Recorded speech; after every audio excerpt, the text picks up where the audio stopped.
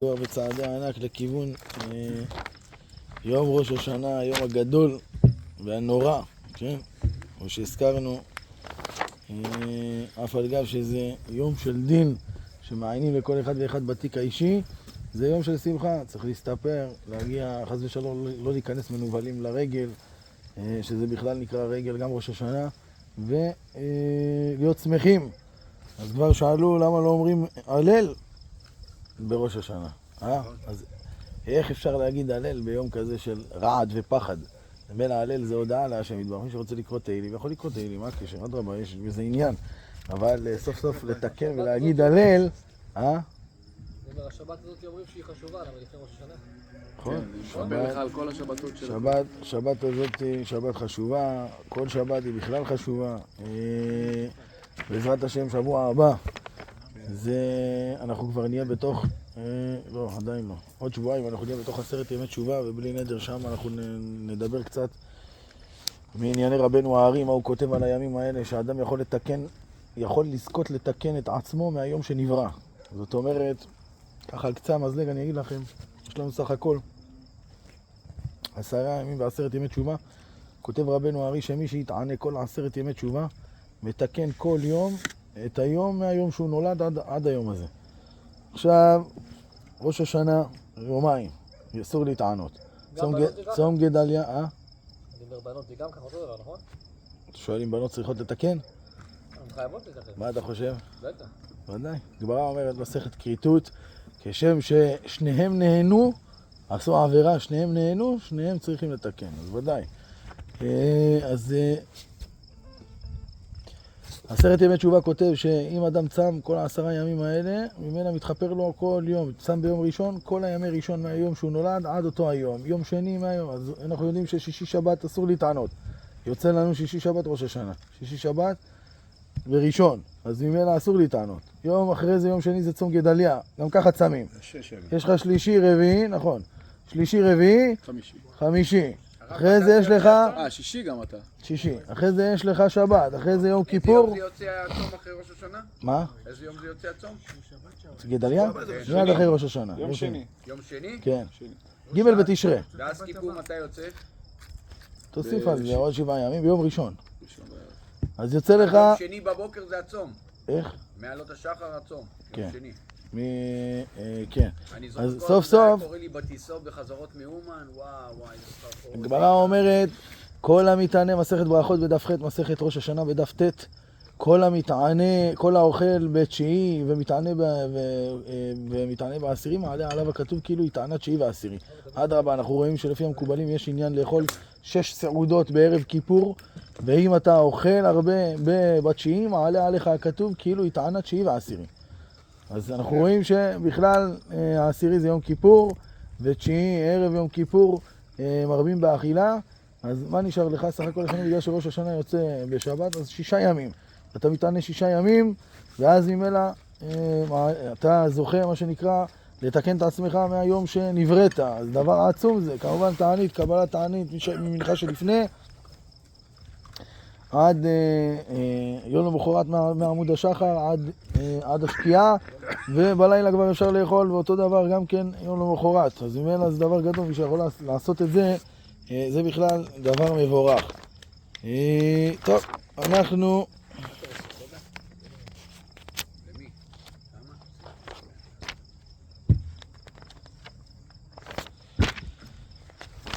קצת בהכנות, כן, לקראת ראש השנה. אז אמרנו, הזכרתי את זה גם, אני חושב, לפני שבועיים, שאולי לא פה, אבל יש נוהגים להתענות בערב ראש השנה, ומי שנוהג להתענות, אם רוצה לאכול קודם עלות השחר, כן, יעשה כמובן את התנאי הזה, כמו שאמרנו, הרי אני הולך לישון על דעת לקום לפני עמוד השחר ולאכול ולשתות. לפי הזוהר זה לא מועיל בכלל, למה? כי הוא הלך לישון, ושנת קבע בכלל לא מועיל לו, כאילו התנאי הזה לא מועיל. לפי הפשט, וככה הרב עובדיה הביא הלכה למעשה, שבאמת עושה את התנאי וזה מועיל. אז אם מי שרוצה להחמיר, לחשוש לדברי הזוהר, לא יכול לאכול מהרגע שהוא הולך לישון. זה לגבי ראש השנה. עכשיו, הטור מביא את זה בסימן תקפ"ב, שנהגו, כן, הגדולים לצום. מה זה הגדולים? אז הגדולים בדיוק, זה תלמידי חכמים. זה מה שנקרא האנשים הגדולים, בעלי מדרגה גדולה, שנהגו להתענות בערב ראש השנה. למה? אז מביא הטור את דברי המדרש, כן? משל למה הדבר דומה? משל למלך שבא לכבוש את העיר שלא משלמים מיסים. מה עשו העיר? שלחו בהתחלה את האנשים החשובים, יצאו לקבל את פני המלך, רחם עלינו, רחם עלינו, רחם עלינו, קיבל דבריהם. המשיך עוד קצת, הוציאו את הבינוניים, רחם עלינו, רחם עלינו, רחם עלינו, ריחם עליהם. המשיך עוד קצת, יצאו כל העיר. אז הוא הדין גם פה, בהתחלה, בראש ערב ראש השנה, הגדולים צמים. בתוך 10 ימי תשובה הבינוניים, כמו שהזכרנו גם כן דברי הארי, רבנו הארי, וביום כיפור, כולם צמים. אז ממילא, כן, זה מה שמביא הטור ככה, וגם השולחן ערוך בעקבותיו. הצום אחרי ראש השנה זה גם לנשים הרב, או רק לגברים? מה זה, צום גדליה? כן. ודאי, כל צום שתקנו חז"ל, תקנו מה העניין של צום לגברים ונשים. גדליה? אני לא זכור לי. גדליה בן אחיקם, שנהרג, זכר לזה שהוא נהרג, אז קבעו תענית. ראש השנה גמרנו את התיקון, פתאום עוד תיקון, עוד הצום הזה עכשיו. צריך להבין שמה שחז"ל גזרו אי אפשר לבטל. כן, כל דתקון רבנן ואין תקון דאורייתא. אז ממילא, הצום הזה נכתב לדורות, ואי אפשר לבטל אותו.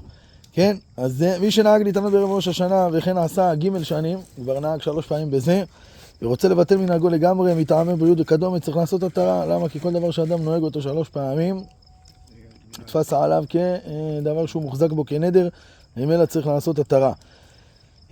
המטענים בערב ראש השנה והראה להם סעודת מילה וכיוצא בהם רשאים לאכול, וכל זמן שבעלי ברית רשאים לאכול שמה, ואינו צריך התרה, גם כן לגבי העניין הזה. אם אדם נהג גם כן ג' שנים את ההתענות, ופתאום הראה ברית מילה באותו ערב, ודאי שהוא לא צריך התרה. למה? כי סוף סוף סעודת מצווה, ואז ממילא זה מבטל לו את התענית, הוא גם לא צריך לעשות השלמה. כן? ערב ראש השנה אין אומרים וידוי ונפילת אפיים בשחרית כמו בשאר ערב יום טוב, אבל באשמורת הבוקר בסליחות אומרים וידוי ונפילת אפיים, ואפילו הגיעו עליהם עד עלות השחר קודם הנץ החמה, וכל שכן שאומרים וידוי ונפילת אפיים במנחה שלפני יום כיפור, יום ראש השנה. כן, אז ממילא אנחנו יודעים שבשחרית לא אומרים, וגם אין צריך וגם ערב כיפור ראש השנה. לא, בערב ראש השנה. ערב ראש השנה אנחנו מדברים. עוד כיפור יש לנו עוד זמן. אז זה ממילא גם כן אין אומרים בערב ראש השנה מזמור יענך השם ביום צרה ומזמור תפילה לדוד כמו שנוהגים בכל ערב יום טוב. כן? גם כן לגבי תקיעת השופר, התז מביא את זה. אנחנו תוקעים כל התקיעות שאנחנו תוקעים עכשיו במהלך חודש אלול בסליחות. זה תקיעות רשות. ותקיעות בראש השנה זה תקיעות חובה. ולכן צריך לעשות הבדל בין תקיעות רשות לתקיעות חובה, ולכן בערב ראש השנה לא תוקעים בשופר. בסליחות האחרונים, כן, של ערב לפני החג, לא תוקעים בשופר. למה לעשות? שבת נכון, גם לא תוקעים, זה שופר מוקצה. אז ממילא לא תוקעים. למה כותב התז? לבלבל את השטן, להבדיל בין תקיעות רשות לתקיעות חובה, עושים יום אחד הפסקה, וגם כן לבלבל את השטן, שהוא לא ידע מתי חוזרים לתקוע בשופר עוד הפעם. כן? יש נוהגים ללכת בערב ראש השנה לבית הקברות, להשתתח ולהתפלל על קברי צדיקים, והמנהג בירושלים ללכת לבית הקברות בערב ראש חודש אלול וגם בניסן. ונוסף על ימי פקודת השנה, ואף מי שיש מצווה להשתתח על קברי צדיקים, היינו דווקא באופן שאינו מתבטל מעבודת השם ומלימוד התורה, ויזהר שלא ישים מגמתו אל המתים. ואת זה הביא הבן איש חי. כן, הרבה פעמים אדם הולך לעשות השתתחות, זה נקרא זיערה על קברי צדיקים, וממילא הוא מתפלל אל הצדיק, כאילו חס ושלום הצדיק יכול להושיע אותו. ולכן צריך לא לטעות ולא להתבלבל, ולא לשים מגמתו אל המתים, אלא יתפלל, יגיד שזכות הצדיק תיכנס לפני השם יתברך, ותמליץ טוב בעדו, ותבקש בעדו רחמים, ואז ממילא, כן, שלא יהיה דורש של המתים. זה לגבי זה. לגבי העניין הזה של הביטול תורה, גם כן אדם צריך לשים לב ולשים דעת. אם הוא אחד שלומד תורה, והוא עכשיו ילך ויטייל בקברות צדיקים, ודאי שזה ביטול תורה גמור. כמובן, כל אחד לפי דרגתו ומעלתו. אז לכן תדעו לכם, הרב עובדיה לא הגיע לקבר של רבי שמעון בר יוחאי עד גיל 30. רק בגיל 30 פעם ראשונה שהוא דרך במירון. איך יכול להיות דבר כזה? וגם זה, אם אתם תשמעו איך, אתם לא תאמינו. היה איזה כנס שם ברשב"י,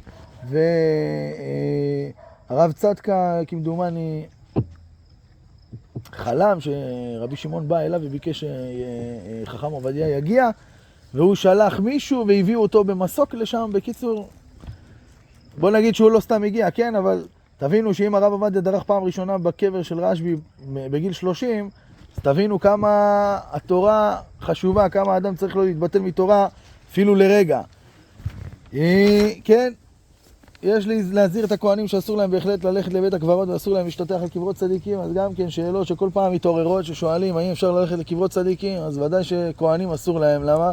כי סוף סוף כהן לא יטמא למת, וחוץ מפעם אחת שזה בעצם אחד משבעה קרובים, אביו ואמו, אחיו, אחותו, ביתו ואשתו, חוץ מהשבעה קרובים האלה, שזה רק ביום הקבורה נכנס ויוצא, חוץ מזה אסור לו להיכנס לבית הקברות. למה? כי סוף סוף הכהנים יש להם קדושה יתרה, וממילא אסור להם להיטמא למת. מנהג ישראל להסתפר בערב ראש השנה גם כן לכבוד החג, לובשים בגדים מכובסים ונקיים וגועצים, להראות שאנו בטוחים בחסדי השם יתברך, שבאמת יוציא אותנו זכאים בדין. אז סוף סוף נמצא שאף על פי שהיום הקדוש והנורא הזה, כן, מרעיד ומפחיד אפשר לקרוא לו, שביום הזה יחליטו מה יהיה איתנו, מה יהיה עם כל אחד ואחד כל השנה כולה, אנחנו מגיעים מסופרים ומגועצים ומגולחים ולבושים בלבן, כן, ונכנסים זה כבר אומר המדרש, כלום יש אומה שדנים אותה, כן, והם מגיעים שמחים ולבושים בלבן וזה, אז להראות כמה אנחנו בטוחים בחסדי השם יתברך שבאמת... על אותו משקל, למה לא אומרים עליהם? ש? אם אתם בטוח, אם אתה ביפה, נכון, אבל פה עוד הפעם, כיוון שזה יום של דין, אז לא אומרים עליהם. כן, נוהגים לטבול במקווה בערב ראש השנה לכבוד החג, וטבילה זו אינה מן הדין. אז כמו שאנחנו יודעים גם כן לגבי טבילות של גבר, שגבר מעיקר הדין לא צריך לטבול. זאת אומרת, מה זה לא צריך לטבול? יש מחלוקת, מי שקצת למד מסכת ברכות, מבין שמה שיש את התקנה של עזרא הסופר. התקנה של עזרא הסופר תיקן להם טבילה של תלמידי חכמים, כן, שבעצם כל פעם שזה נקרא לבעלי קריין. בעל קרי, כן, אחד שיצא טומאה מגופו, הרי זה צריך לטבול. למה? כי סוף סוף הוא עשה חשבון פשוט. הרי הגמרא אומרת שמה שתלמידי חכמים משמשים מערב שבת לערב שבת. למה?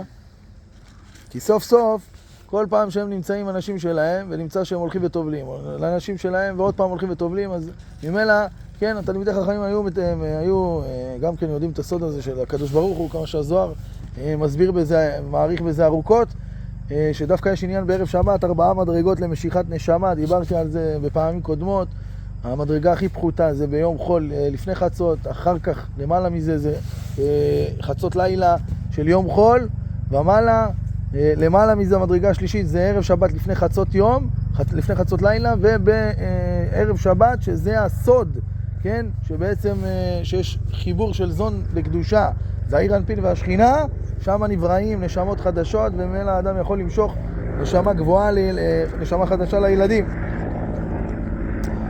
אבל סוף סוף נהגו לטבול, כן, עזרא הסופר תיקן להם את הטבילה, ואחר כך בא יהודה בן בתרה, וכביכול ביטל את התקנה של עזרא הסופר.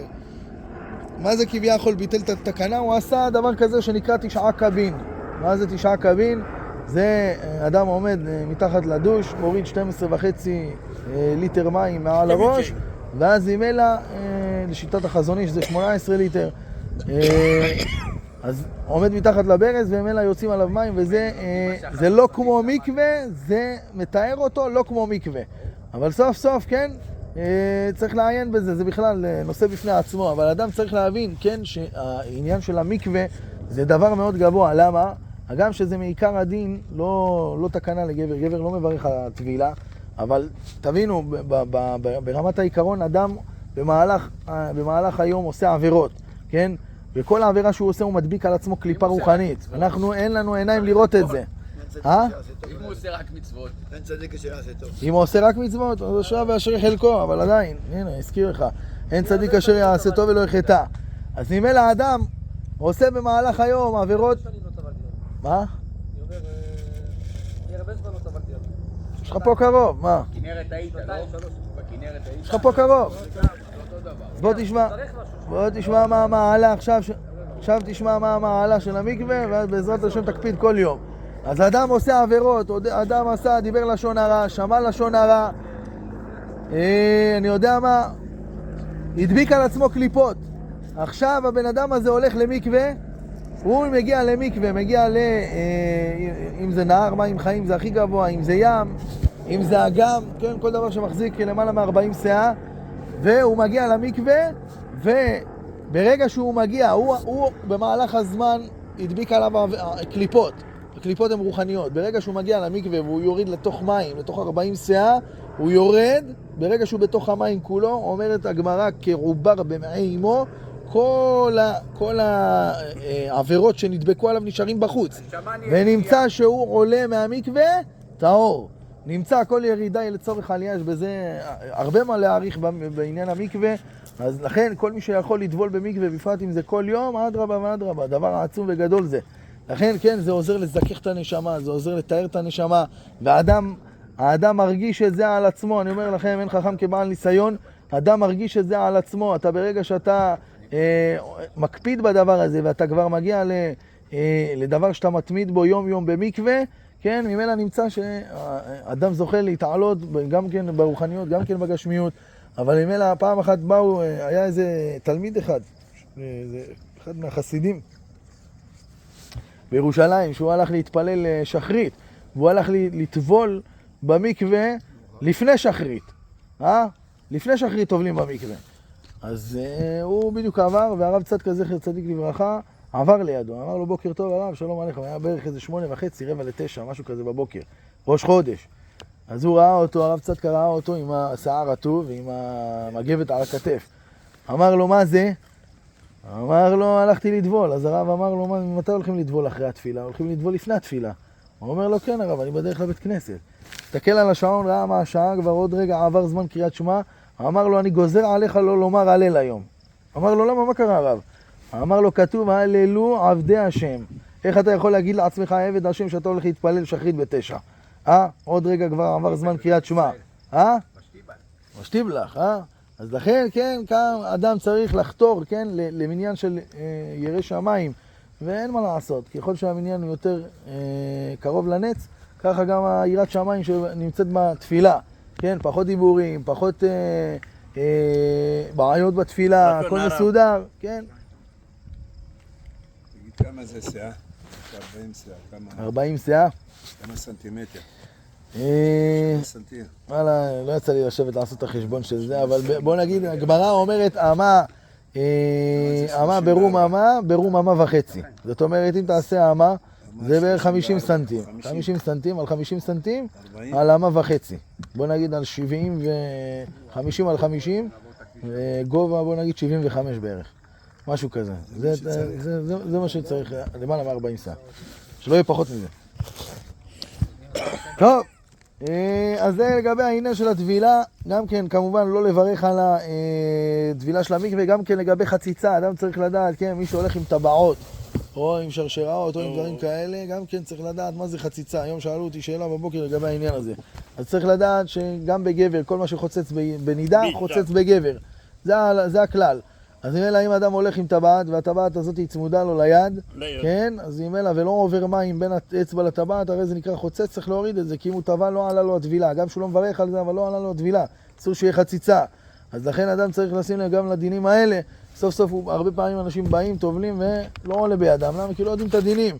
אז לכן, נכון שאדם חשב לעשות מצווה, אבל סוף סוף אתה צריך גם לדעת מה אתה עושה. אז לכן, מה? לומדים פעם. לא שומע. שרשרת מותר אז. שרשרת מותר, אין בעיה. אמרתי קודם שלא מהודק לגוף, ומים עוברים בינו לבין הגוף, אין בעיה. כן, אבל עדיף להוריד, יש לך את ה... ודאי שעדיף להוריד. גבר בכלל, ללבוש טבעת, גבר בכלל, זה קראנו שבוע שעבר, לא ילבש גבר סמלת אישה, זה בכלל לבוש של אישה. אז שאלו אותי, אז למה גבר מקדש בטבעת? נו, שאלה חכמה. מקדש את האישה. למה? למה בטבעת אם הוא לא לובש אותה? שהיא תמיד תהיה על האצבע. תראה אותו תמיד. שאלו אותי היום בבוקר, למה גבר מקדש, למה לגבר אסור ללכת בלי טבעת? מישהו שלבש טבעת שאל. אז אמרתי לו, זה בכלל פריצות קודם כל, ללכת לגבר עם טבעת, זה אחד. ושתיים, קראנו שבוע שעבר, לא ילבש גבר שמלת אישה, שזה בכלל לבוש של אישה. אז הוא שאל אותי למה הגבר מקדש את האישה בטבעת, והוא גם כן בטבעת. אז מה, אסור לשים את הטבעת? עכשיו שלא תבוא תגיע לבית, יהיה לך בעיות לשלום בית. לגיל אשתי, הרב אמר... תגיד לה תשמעי את השיעור. כן. תוריד אותה, אני מוריד אותה. האמת שבסוף הדיון אמרתי לו שהיום, בסוף הדיון אמרתי לו שהיום, לעניות דעתי, זה לא חושב שזה תופס. בגלל שרובה דעלמא כבר הולכים עם הדבר הזה, גם גברים, גם נשים, אז מילא אין זה. למה? כי הגמרא אומרת, אם תלמיד חכם יוצא מבוסם, הרי זה חשוד על העריות, כן? אז זה בלגן. אבל היום, תגיד לבן אדם לא להתבשם, לא לשים דורדורן, זה בלתי אפשרי. אתה מגיע לתפילה, הוא מזיע, אתה לא יכול להתפלל אליו. איך אומרת? הגמרא במסכת ברכות אומרת, גדול כבוד הבריות שדוחה לא תעשה שבתורה. אז אם אלא, הוא הדין גם פה. כיוון שכבר רובה דעלמא רגילים בדבר הזה, אז כבר לושים גברים נשים, אז לא נראה לי שזה גם תופס. אבל סוף סוף לגבי העניין של החציצה, לדעת אם זה בא צמוד לגוף, זה חוצץ וצריך להוריד. זה לגבי העניין של המקווה. כן, נוהגים לעשות התרת נדרים בערב יום ראש השנה, שהוא יום כ"ט באלול, ובערב יום הכיפורים, ודורשי רשומות רמזו על זה, לא יחל דברו, סופי תיבות אלול. אז אנחנו יודעים כבר מה המעלה הגדולה של עניין הזה של התרת נדרים, וכמו שמביא את זה, כף החיים בסימן תקפ"ב, באות קטנה, סעיף קטן י"ב, תקפ"א, סעיף קטן י"ב, הוא מביא את זה שמה, והוא כותב שחסידים ואנשי מעשה נהגו לעשות התרה בכל ערב שבת. כל ערב שבת. למה? הוא כותב שם, הרשש מביא את זה. הרשש כותב שאם אדם יש עליו עוון של נדר, לא זוכה לקבל נשמה יתרה בשבת. ומכאן ראיה שהרבה אנשים לא נהנים בשבת. אתה רואה בן אדם בא לבית כנסת עצבני, הוא לא נהנה מהתפילה, הוא לא נהנה מהאוכל בשבת, אתה רואה אותו לא נהנה בשבת, אתה רואה אותו כל הזמן עצבני ורותח, תדע, הוא לא קיבל אותה שבת, לא קיבל נשמה יתרה. מה יעשה? מה יעשה? יעשה התרת נדרים. זה אחד.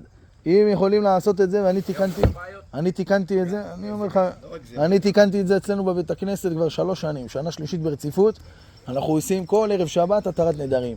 לוקח לעשות את זה 3 דקות, יש את הנוסח הקצר, כן?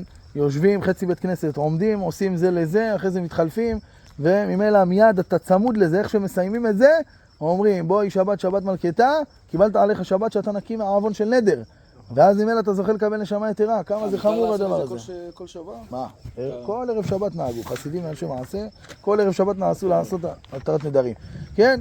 אז ממילא, כן, אנחנו זכינו לזה, ברוך השם, אז מי שיכול לעשות את הדבר הזה ולייעץ גם כן בבית כנסת לעשות את הדבר הזה, דבר גדול, זה כולה 3 דקות גוזל מהזמן, ואתה לא מבין שהאדם כל השבוע נתפס עליו חס ושלום נדרים וכל מיני דברים כאלה, ובערב שבת הוא מתיר את זה ונגמר הסיפור. והוא גם מתיר את זה לאשתו, לא רק לו. זאת אומרת שגם האישה, בעלה יכול להפר לה את הנדרים.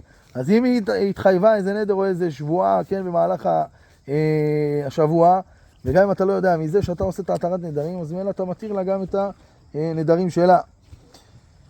זה לגבי העניין הזה. מי שנודר ולא זכר תוך כדי דיבור של הנדר, שביטל כל הנדרים שעתיד לנדור, אף על פי כן הפרת נדרים שעושים בערב ראש השנה מועילה לו. אז אם אלא גם כן אם הוא לא זכר את הנדר, גם כן מועיל. כשחל ראש השנה בימי חמישי ושישי, יהיה זריז ונזכר להניח עירובי תבשילים קודם שילך להתפלל. השנה אצלנו זה לא נוהג, זה לגבי זה. טוב, לגבי...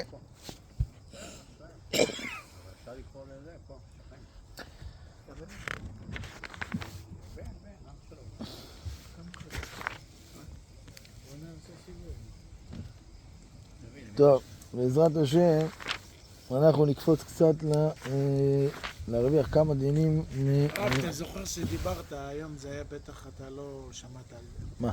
על אז שלפני איזה חודש נפטרו כל הזמן בזוגות, סיפרת לנו כן. את השיעור הזה. נכון. אז האמא שלה עלתה בפייסבוק, בכל זה, היא אומרת... כן, היא אומרת, הקדוש ברוך הוא נכנס לטיק טוק, לוואטסאפ, להכל. אז מישהי חלמה את התאומים האלה. והתקשרה, השיגה את האמא שלהם, תרץ מרמורת. שמעתי את זה, וגם כן, יש הוכחה. תראה מה זה. היא אומרת, אמרה לה בחלום, הבת שלך למטה, והבן שלה, שהם הרי תאומים היו. הוא לגבוה, היא למטה. אומרת לה, למה? היא באה לי בחלום הילדה שלך, וכל הזמן, כל החיים, מה היא הייתה שמה הילדה? גופייה. הלכה, עשתה פוטושופ, הורידה מהילדה את הגופייה, שמה לה חולצה, באה לה בחלום, אמרה לה, אמא, תודה רבה, שעזרת לי, עכשיו אני למעלה. תבין, ועכשיו היא חזרה, היא מדליקה להם נרות האלה, נרות? מהזכוכית. שניהם התפוצצו. בסרטון רואים, שניהם התפוצצו. טוב. אז היא אומרת, הטיק טוק, האינסטגרם, הזה הוא נכנס לכל מקום, הוא רואה הכל. טוב, עד כאן העניין ההלכתי בינתיים לגבי ראש השנה. שבוע הבא בעזרת השם אנחנו נעשה סיכומים קצרים של כל הדברים. אנחנו השבת בעזרת השם קוראים שתי פרשות, אחת ניצבים ואחת וילך, שתי פרשיות קצרות.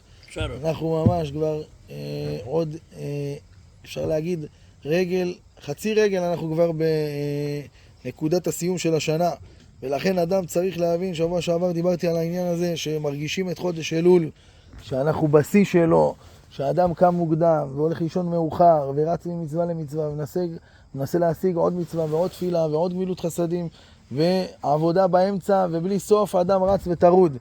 ולכן כן צריך להבין, זה כמו מרוץ של מרתון. יש את האלה, הצנים האלה שרצים, נכון? הם רצים, אתה רואה אותו רץ 7, 8, 9 קילומטר, אבל את הכוח החזק שלו הוא שומר למתי? ל-500 מטר האחרונים. אתה רואה ב-500 מטר האחרונים, את הבן אדם כאילו פתאום נפתח לו שם איזה משהו שלא היה, והוא רץ, פותח רגליים ויאללה. הוא צריך להבין שזה בדיוק ככה. אנחנו עכשיו נמצאים כבר רגע אחד, שבוע אחד לפני ראש השנה. עכשיו אדם צריך לתת את כל הכוח שנשאר בו, הכל. למה אתה תגיע לקו הזינוק וחס ושלום אדם ייפול 5 מטר לפני?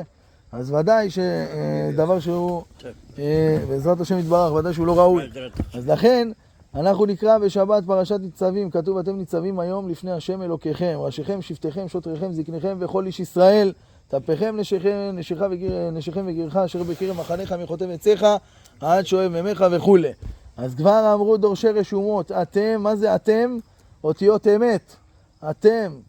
אתם ניצבים היום, אומרת הגמרא מסכת ראש השנה בדף י"ח, דף ט"ז עמוד ב', 3 ספרים, אמר רבי יוחנן, אמר רבי קרוספדאי, 3 ספרים נפתחים לפני הקדוש ברוך הוא, ספרי צדיקים, בינוניים ורשעים. אז ממילא קח את אתם זה רמז לצדיקים, בינוניים ורשעים. א' זה הצדיקים, מזוזה א' א', ת' בסוף א' ב' זה הרשעים הגמורים, שגם כן חז"ל מסבירים שהאדם שהוא רשע, חרוט לו על המצח, כן? אות של תף, שזה ממילא מראה את הסוף שלו. ובינוניים זה האות מם, שהיא האות האמצעית באלף ב'. אם תספור מאלף עד תף, יש לך כמה אותיות? 22. איך אות אמצעית זה מם? צריך להיות אי-זוגי. תוסיף עוד 5 אותיות מנצפח, יש לך 27. ספור מהסוף להתחלה, לאמצע, 14. מאלף לאות מם, 14. בדיוק האות האמצעית. אז אתם רמז לאותיות אמת, צדיקים, בינוניים ורשעים. אז אתם ניצבים היום לפני השם אלוקיכם, ראשיכם, שבטיכם, זקניכם ושוטריכם וכל איש ישראל. מה זה אתם ניצבים היום כולכם? קרא אותם ברבים. אלא לומר לך שכל אחד ואחד מאיתנו. הגמרא אומרת מסכת ברכות בדף ג' שמה שהאם אדם קם בבוקר, כן? האם תאר יומא או תאר גברא? האם היום ניתר או הגבר ניתר? מה הולך שמה? הגמרא מסבירה באמת שגם היום וגם הגבר ניתר. אז ממילא כל יום שאדם הולך לישון וקם בריאה חדשה, היום אתה קמת מישהו אחד, עכשיו אתה הולך לישון, קם בבוקר מישהו אחר, הלכת לישון עוד יומיים, קמת מישהו אחר. אתם ניצבים היום כולכם, אתה 365 יום בשנה, איך היית? ניצב לפני הקדוש ברוך הוא, יום יום. יש יום אחד שאדם קם בבוקר, יש בו התלהבות, הוא קם לתפילה, הכל זורם לו, הכל הולך לו טוב, ברכות, הכל היום עובר עליו, זה נקרא, קורא לזה רבנו תם ימי האהבה והשנאה, חס ושלום, כן? אבל ככה הוא קורא לזה. יש יום שאתה מרגיש שהקדוש ברוך הוא מנשק אותך, כל היום. ויש ימים שאתה קם עם רגל שמאל, אתה פותח את העיניים באיחור לתפילה חצי שעה. כבר יאללה, אתה אומר, לא יתפלל פה, הולך מתפלל בעפולה. מתפלל שם, כל היום שלך כבר בעיכוב של שעה וחצי. הנה הפסדת לימוד, הנה הפסדת זה, פתאום בעיות עם האישה, פתאום בעיות עם הילדים, חס ושלום. כל היום אתה מרגיש כאילו מנסים לכיסים לך רגליים. זה כותב, אומר רבנו תם, ימי השנאה חס ושלום. אתה מרגיש שכאילו חס ושלום מתנכרים אליך. אומר המדרש, תקשיבו טוב. משל למה הדבר דומה? משל לאדם דמלך, שהיו לו 3 עבדים. ושלושת העבדים האלה חטאו לפניו. הכעיסו אותו. אפשר עוד מים? בחילה. הכעיסו אותו. והמלך הזה, אחד דתם לעמית, רצה להוריד לכולם את הראש עם הגיליוטינה. אבל בסוף נחמרו הרחמם עליהם, שהם היו יד ימינו. אמר להם, בוא אני אעשה איתכם לפנים משורת הדין. בגלל שאני אוהב אתכם עד עכשיו, הייתם מה שנקרא נאמנים, ועשיתם חטא אחד, לוקח אתכם ליער הברקים, אומר המדרש. זורק אתכם ביער הזה שמה, ונותן לכם מסלול. מי שמגיע למסלול הזה, מסלול של 5 קילומטר, מי שמגיע לסיום שלו, שמה מחכה לו רכב, יעמיס אותו, ויאללה, הולך לחיים טובים ולשלום. אבל מה יש בתוך היער, אומר המדרש? כל מטר יש בור. בור של קילומטר. אומר המדרש הראשון, אמר, מה אני אעשה? יאללה, התחיל ללכת, מה יהיה? אומר המדרש, הלך כמה צעדים, פתאום שמעו אותו, צועק, בום, נפל למטה, מת. טוב, אומר המדרש השני, ראה ככה, ולמה קוראים לזה יער הברקים? אומר המדרש, כי כל כמה דקות היה ברקים, היה אור. הראשון הלך. אומר המדרש השני, אמר, מה אני אעשה? זה הלך לאט, נפל, אני ירוץ מהר, יעשה את זה כמה שיותר מהר. התחיל לרוץ, רץ, פתאום שומעים אחרי 3 דקות שהוא התרחק, שומעים צעקה, גם הוא נפל. שמע צעקה האחרון, גם הוא נפל. אמר הראשון הלך לאט, השני הלך מהר, מה אני אעשה? אומר המדרש, השלישי היה חכם. כל פעם חיכה כל כמה דקות שהיה ברק, הבזק, הסתכל ככה 2 מטר, עשה 400. עוד הפעם היה ברק, עוד פעם 400. אומר המדרש, משל אלינו. מה המשל ומה הנמשל אלינו? שאדם צריך לדעת שגם לפעמים יש ימים טובים ויש ימים פחות טובים. זה לא שתתקדם 5 מדרגות ותחזור 4, או תתקדם 2 ותחזור 5. לא. אתה תמיד צריך להיות בעלייה. איך? לא מהר מדי ולא לאט. כל פעם שיש הבזק, כמו במדרש אומר ביער הברקים, הבזק, תתקדם 400, עוד 2 מטר, עוד 2 מטר, עוד 2 מטר, וגם אם לא, תדע מתי לעמוד. העיקר שלא תחזור אחורה. ולכן אדם חכם צריך להבין, כן, שהוא תמיד צריך להיות בעלייה. אם אתה רואה שקל לך מדי, נמצא שאתה בירידה. ירידה זה עלייה. כל ירידה היא לצורך עלייה, נכון? כל ירידה היא לצורך עלייה. אני בתשובה, בהתחלה ראיתי את הירידות, אמרתי זהו, אני לא עושה כלום יותר. עד שהבנתי שהירידות זה גם תשובה וגם זה ירידה לצורך עלייה. כמה פעמים הזכרתי את זה, שהאדם שהיה מפרנס את הסטרא אחרא, האדם שהיה עושה עבירות, והסטרא אחרא הייתה ניזונת ממנו, מהעבירות שלו, מה אתה חושב? שיום אחד אתה תגיד לסטרא אחרא, ביי שלום, אני הולך להשם יתברך וזהו נגמר, יעזבו אותך. משל למה הדבר דומה? סוחר סמים, כן, להבדיל 1000 אלפי הבדלות, אבל בשביל להבין, יש סוחר סמים גדול, שהוא מחזיק, עובדים תחתיו, והוא מחלק להם את הסחורה, והם מוכרים ומביאים לו כסף. כל אחד מביא לו בחודש $100,000, $200,000 מהמחירות. יום אחד קם לו פלוני על רגל שמאל, אמר לו, תשמע חביבי, קח את הסחורה שלך, אני לא מתאים לי, אני חזרתי בתשובה. הוא אומר, מה חזרת בתשובה? בוא נראה כמה זמן תחזיק. וואלה, הוא מחכה יום, יומיים, שבוע, שבועיים, חודש, רואה באמת הבן אדם לא חוזר. הוא אומר, טוב, מה נעשה איתו עכשיו, איך נחזיר אותו? זה היה רגיל לעשות בוכטות, להסתובב עם זומנים בכיס. לוקח עכשיו $10,000, אומר לו, בוא, הוא בא, אומר לו, קח, זה בשבילך, מה זה? מתנה. קח מתנה, $10,000. תהיה בריא, הולך. עכשיו הוא הולך בחוץ, עוד פעם, נגמר לו הכסף, רואה אותו ככה משגיח עליו בחצי עין, בוא, $20,000, $30,000, בסוף מה הוא עושה? קונה אותו חזרה, מושך אותו, אומר, בדיוק אותו דבר, סטרא אחרא. עד עכשיו פרנסת אותה, עשית עבירות, היא ניזונת ממך. אתה חושב ביום אחד אתה אומר לבית והולך לקדושה, אחרי שאתה תהיה בקדושה, היא תבוא אליך ותנסה למשוך אותך. הרי למה אומרים בעלי תשובה בהתחלה הם כמו בבות? איזה צדיק אחד, עכשיו הוא דיבר בטלפון שבוע, אומר היה איזה צדיק אחד, מרוב שהיה קדוש, שכחתי מי זה, אתה יודע מי זה, היה לו כוח להרים סולם, ש10 אנשים צריכים להרים אותו. זה בקידוש עם פ"ב, זה היה רב עמרם. רב עמרם, ששמו את השבויות למעלה. נכון, יש בעמרם צעק. הוא אומר 10 אנשים צריכים להרים את הסולם הזה. וזה כוח של העריות, תראה, הרים אותו. נו, איך תסביר את זה?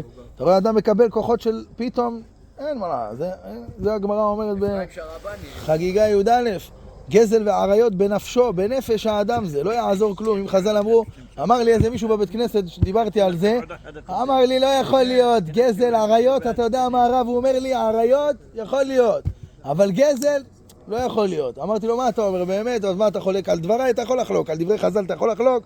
אמר לי לא, אמרתי לו בוא ניתן לך סיטואציה עכשיו. כן, סיפרתי לו שעכשיו עזרתי לאיזה מישהו, בדיוק מישהו בא לי, עכשיו מכניס ספר תורה, חיפש עזרה בארגז, בארגז של ספר תורה, מצא חן בעיניו איזה ארגז של ספר תורה. הספר הזה בשוק נמכר בחנויות 28,000 שקל, בחוץ. אני הצלחתי להשיג את הארגז הזה ב-14,000 שקל, בחצי מחיר, כן? עכשיו, מה יכולתי לעשות? יכולתי להגיד לפלוני הזה, שומע, השגתי לך את הספר ב-20. תביא 20, אני נותן 14 לפלוני הזה שאני מכיר אותו, גוזר 6,000 בקופון, מעביר לו את הספר. הוא זה מבסוט, אני מבסוט והוא מבסוט. הוא אומר לי, מה פתאום, מה זה שייך בכלל? זה קנייה ומחירה. אמרתי לו, מה, אני סוחר? לא הבנתי. זה בכלל גונב דעת הבריות. שאני אומר לו, קניתי ככה ומכרתי ככה. עוד הפעם, להבין בדקויות. הוא אמר לי, אז אמרתי לו, אתה רואה? הנה פה נפלת. אומר לי, מה נפלתי? אמרתי לו, הנה, זה דקויות. הרמב"ם כותב פה שזה גניבה של דעת הבריות. זה בכלל גניבה של דעת הבריות. אז לכן אדם צריך להבין, כן, שלפעמים נתפסים איתך על הדקות, ולכן צריך לחפש ולבדוק, איך אומרת הגמרא, מסכת ברכות, בדף ו'. כתוב שם, אם אדם רואה שאיסורים באים עליו, יפשפש במעשיו, פשפש ולא מצא, יתלה בביטול תורה. תלה ולא מצא בידוע שאלו איסורים של אהבה. אומרת הגמרא, אמרי לה ימשמש במעשיו, תקשיבו טוב. מה זה יפשפש? יפשפש זה לוקח את הדברים הטובים, שומר אותם, שם בצד, את זה אני משמר. מחרת אני ממשיך אותם. הדברים הרעים חוזר עליהם בתשובה ולא חוזר לכסלה עוד. חוזר עליהם בתשובה, לא, חטאתי, אביתי, עשיתי, פשעתי, לא חוזר לזה יותר. אמרי לה ימשמש, זה בתוך המעשים הטובים שעשית, תבדוק מה מקולקל שם. לפעמים אדם עושה מצווה, באה בעבירה, שזה בדקויות, הנה כמו שנתתי לכם עכשיו דוגמה, בדקות, שיכולים לתפוס אותך. אבל אתה יודע למה אתה עכשיו לא רצית את ה10 האלה? מה? בגלל אתה יש לך ענווה. מי שיש לו ענווה, יש לו מידת היושר. תקשיב, הבן אדם בא אליי אחרי שאמרתי לו, נתתי לו את הזה, נתן לי 3,000 שקל. מגיע לך. אז אמרתי, הנה, מה שהשגתי, מה שנתנו לי בהיתר, יכולתי לקחת חס ושלום באיסור. לא, אבל עוד פעם הרב שרבני אומר את זה, מי שיש לו מידת אמת, יש לו ענווה. מי שיש לו גאווה, אין לו את מידת האמת. אחי, אני בתקופה הזאת, מעוונות הרבים. אני איתך, הנה, אני מדבר אשריך, איתך הרבה על זה. אשריך. הענווה זה רק לפתוח את העיניים. רק לפתוח את העיניים ולראות. אז אתה רואה, הנה נתתי דוגמה אחת קטנה, שבשנייה הוא נפל. טוב, רובה דעלמא היה נופל, אמרתי לו, זה לא רק אתה. רוב רובם של האנשים אומרים, מה עשיתי? כולה קניתי מפלוני, ומכרתי לו, הוא הרוויח, אני הרווחתי, הוא הרוויח. כולם מבסוטים. מה הבעיה? אבל הבעיה זה בדקות. שאמרת לו, אני מביא לך את הארגז ב-20, אבל הארגז לא עולה לך 20, הארגז עולה לך 14. אז תגיד, עולה לך 14, אבל מה אני ארוויח? תקשיב, 14 אני רוצה להרוויח שלו, זה משהו אחר. לא הבנתי. אם אתה אומר לו את זה בצורה ברורה. לא, אמרתי לו, אם אני הייתי קונה את הארגז ממנו, לפני שהייתי אומר לו ב-14,000, ואז הייתי אומר לו בוא, אני מביא לך את הארגז ב-20, זה כבר אחרת. למה? כי קניתי אותו ב-14, הוא שלי עכשיו. אני יכול למכור אותו כמה שאני רוצה, אבל כשאני בא ומתווך ביניהם, אני לא יכול לעבור לעשות עיקולי ופשורי ולחפור. אז ממילא, כן. כבר הכסף הגדול כבר נעשה. אבל לא מעניין, כן, זה בקטנות. אבל סוף סוף אתה רואה שיש דקויות, שרובה דעלמא היו נופלים בזה. לכן אדם חכם צריך להסתכל על כל דבר קטן. איך אומרת הגמרא על משה רבנו? למה משה רבנו נהרג? למה משה רבנו נפטר לבית עולמו? למה הגמרא אומרת בברייתא האחרונה, במסכת סוף זוטה, כותבת שם 10 צדיקים שנכנסו בחיים לגן עדן, שם מי אלינו? אליהו הנביא, משיח בן דוד, סרח בת אשר, בתיה בת פרעה, רבי יהושע בן לוי, חירם מלך צור, עבד מלך כוש, ואליעזר עבד אברהם, נכון? 10 צדיקים שנכנסו בחיי חיותם לגן עדן. משה רבנו לא נמנע ביניהם, למה? שכותב רבנו הארי בשער הכוונות, שמשה רבנו בשער הכוונות, שער הפסוקים, כותב שם הגדול בנביאים, משה רבנו. אין יותר נביא ממנו, יותר גדול, בישראל. אז למה הוא לא נכנס בחיי חיותו לגן עדן?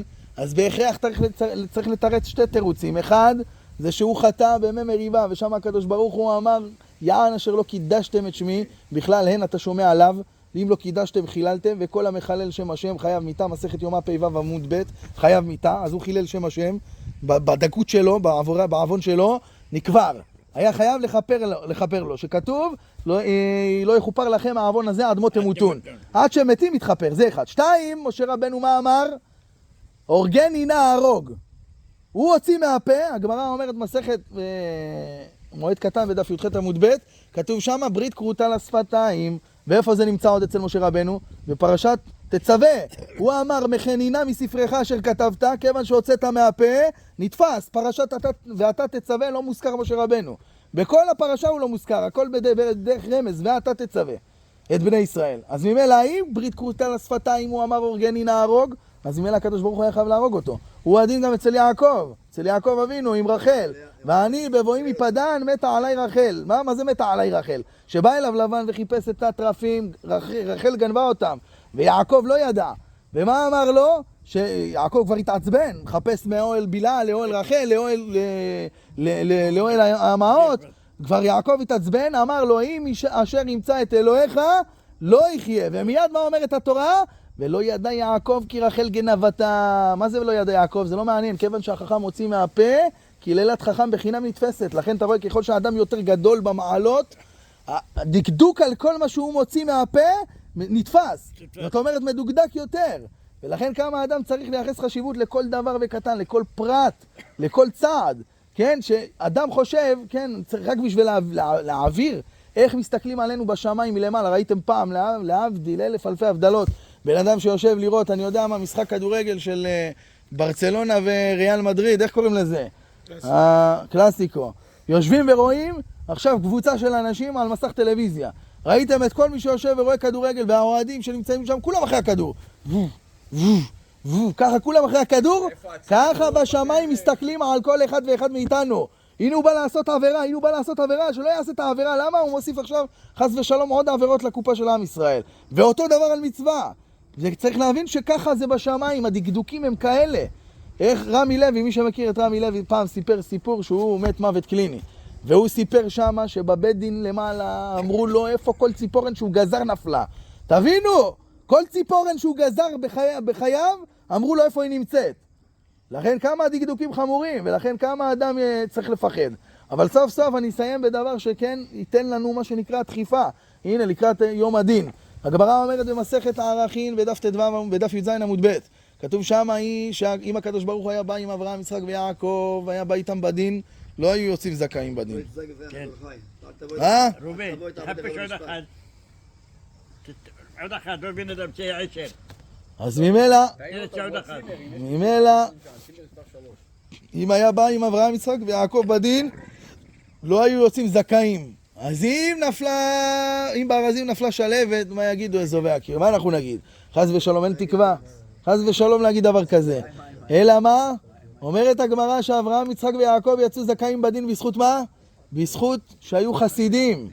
זאת אומרת, הם היו עושים לפנים משורת הדין. ומי שעושה לפנים משורת הדין, גם בורא עולם עושה איתו לפנים משורת הדין. כי זה גמרא מפורשת, במידה שבה אדם מודד, מה מודדים לו? איך שאתה מתנהג, יתנהגו איתך בשמיים. אם אתה מידת הדין, יתנהגו איתך במידת הדין. אם אתה מידת רחמים, יתנהגו איתך במידת רחמים.